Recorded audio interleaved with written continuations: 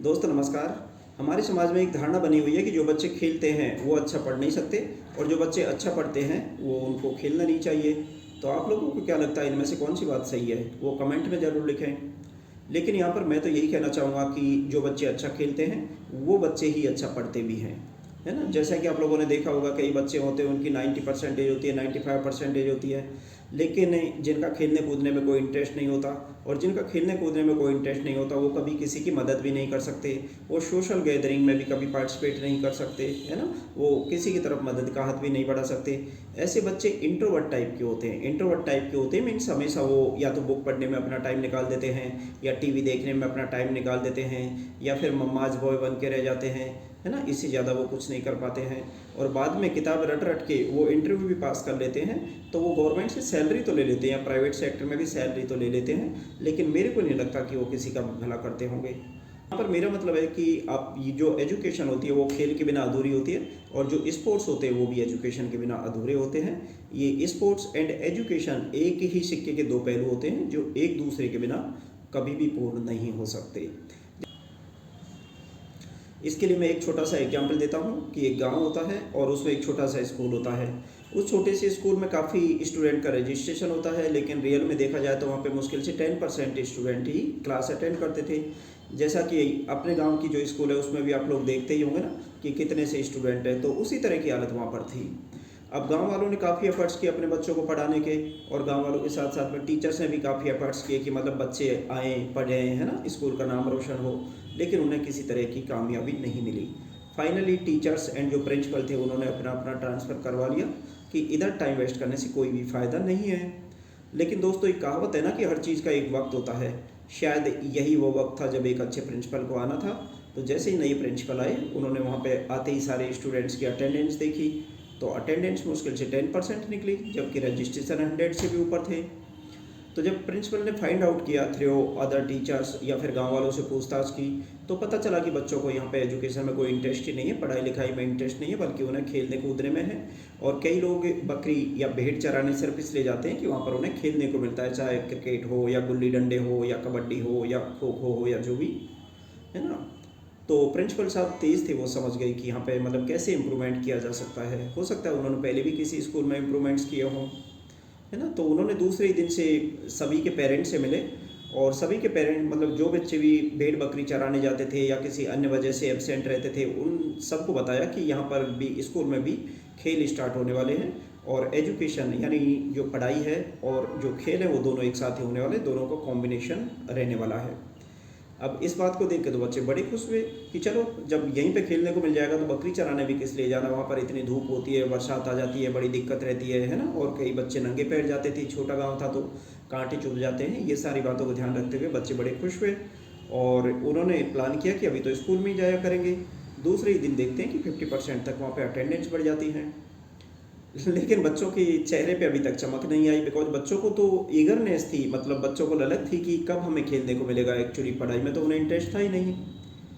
तो इशारों इशारों में किसी बच्चे ने पूछा सर से कि सर खेल कब खेलेंगे, जो भी सर हमें खेलने को कब मिलेगा।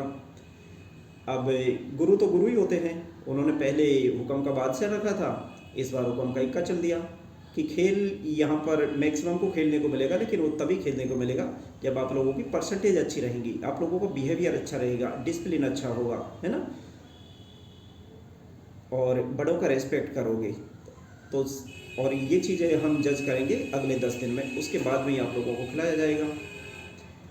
अब बच्चों के चेहरे पे थोड़ी तो उदासी थी, मगर उदासी के साथ साथ में उन्होंने एक चैलेंज को भी एक्सेप्ट किया कि ठीक है हम 10 दिन में पढ़ के भी दिखाएंगे। अब बच्चों की मजबूरी हो गई थी, तो बच्चों ने पढ़ना शुरू किया। अब पढ़ते पढ़ते पढ़ते पढ़ते क्यों नहीं 10 दिन पूरे हो जाएं, लेकिन सरप्राइजिंगली जैसे ही 10th डे आता है तो प्रिंसिपल साहब ने पहले से ही खेलने के अरेंजमेंट सारे किए होते हैं, और बच्चे आराम से खेलते हैं। एक दिन खेले, 2 दिन खेले, 3 दिन खेले, यानी टूर्नामेंट पूरा 3 दिन का फिनिश हो जाता है। बच्चे ज़बरदस्त खेलते, बहुत ही अच्छा परफॉर्म करते हैं, गाँव वाले भी उनका ये सब देख के खुश हो जाते हैं कि प्रिंसिपल साहब ने आते ही 10 डेज में तो जो टेस्ट हुआ उसका रिजल्ट बदल दिया था, है ना। बच्चों का स्कोर ऑलमोस्ट डबल रहा था 10 डेज में। उसके बाद में जो खेल खेला उसमें भी कुछ जो नई प्रतिभाएं उभर के सामने आई।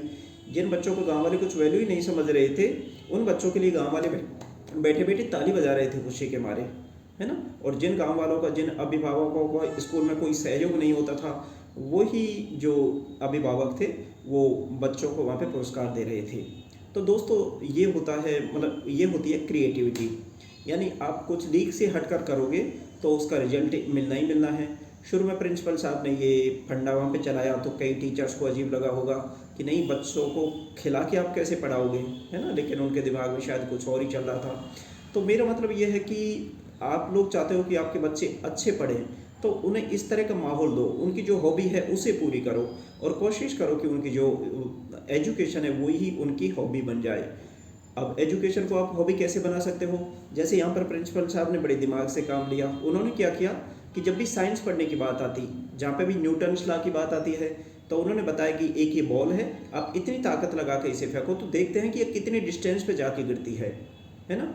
एक बॉल इधर से फेंको, दूसरी बॉल उधर से फेंको, दोनों बॉल 90 डिग्री से टकराएंगी, तो उनका रिजल्टेंट मूवमेंट किधर होगा, है ना।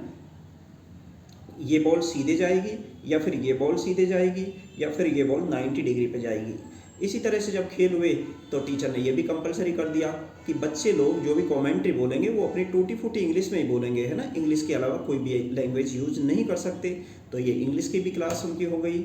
और जब हिस्ट्री की बारी आती है तो वहाँ पर सबको काम दिया गया, है ना, अपनी क्लास में काम दिया गया कि जो स्पोर्ट्स है, जो खेल हैं, इनकी हिस्ट्री निकालो कि इनकी ओरिजिन कैसे हुई, है ना।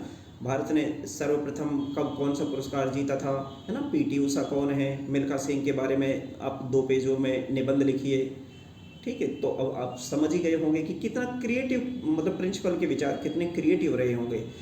तो अब एक्चुअली मेरी भी तमन्ना है कि मैं इस बार यहाँ पे आऊँ गाँव में, तो कम से कम 10 स्कूल में जाने का इरादा है मेरा और मेरे गाँव वाले जो भी 2-4 लोग हैं उनका, और इसी तरह के प्रिंसिपल से मिलने का इरादा है जिन्होंने एक अलग पहचान बनाई है, जिन्होंने स्कूल में इतने सारे इम्प्रूवमेंट्स किए हैं। जैसे अभी तक मेरे को ज़्यादा पता नहीं है, लेकिन सबसे पहले मैं महुआ में जाना चाहूँगा जहाँ पे सरकारी स्कूल है, उसमें कोई प्रिंसिपल है, उन्होंने बहुत इम्प्रूवमेंट्स किए हुए हैं जो मैंने फेसबुक पर देखे हैं। इसके अलावा उखरूल की अपन बात करते हैं, यहाँ पे लाइब्रेरी भी है, कोचिंग सेंटर भी है, तो मैं उस पर जाना चाहूँगा। इसके बाद में मैं यहाँ पे लालसोट में जाना चाहूँगा। लालसोट में एक लाइब्रेरी है जो मिस्टर कमलेश चलाते हैं, है ना। इसी तरह से चौथे नंबर पे मैं उदयपुरा जाना चाहूँगा जहाँ पे इंग्लिश मीडियम स्कूल है, और इसका आसपास के गांव वालों को पता भी नहीं है कि हमारे बीच में एक गवर्नमेंट स्कूल, मीडियम स्कूल है, और वहाँ पे फीस बिल्कुल नॉमिनल, नाम मात्र की है। लेकिन हम लोगों की तो आदतें बिगड़ी हुई है ना, प्राइवेट स्कूल में तो 15-15 हज़ार रुपये महीने दे के बालाजी में भेजते हैं। किस लिए इतनी बर्बादी करना, बच्चों को पढ़ाना है तो वहाँ पे आप जाके देखोगे उदयपुरा में भी तो बहुत ही अच्छे सरकारी स्कूल मिलते, बहुत ही शानदार है। और हम किसी ना किसी दिन, मतलब सारा एक वीडियो के माध्यम से वहाँ पे सब कुछ आपको दिखाने वाले भी हैं। तो दोस्तों इस तरह से हम लोगों ने 10 जगह सेलेक्ट की हुई हैं, 10 जगह जाके आप लोगों को ये सारी चीज़ें बताने वाले भी हैं कि किस तरह से हम चीज़ों को बेटर बना सकते हैं, किस तरह से, है ना, बेटर एजुकेशन बच्चों को प्रोवाइड कर सकते हैं, किस तरह से उनके लिए स्कॉलरशिप की व्यवस्था कर सकते हैं, किस तरह से उनके लिए लोकल जगह पर ही कोचिंग की व्यवस्था कर सकते हैं। सारी चीज़ें दिमाग में चल रही हैं और पेपर्स पे भी उतर रही हैं, बस अपनी, मतलब गाँव में आके मीटिंग होने ही बाकी रह गया है। चलो आज की वीडियो में इतना ही, नमस्कार।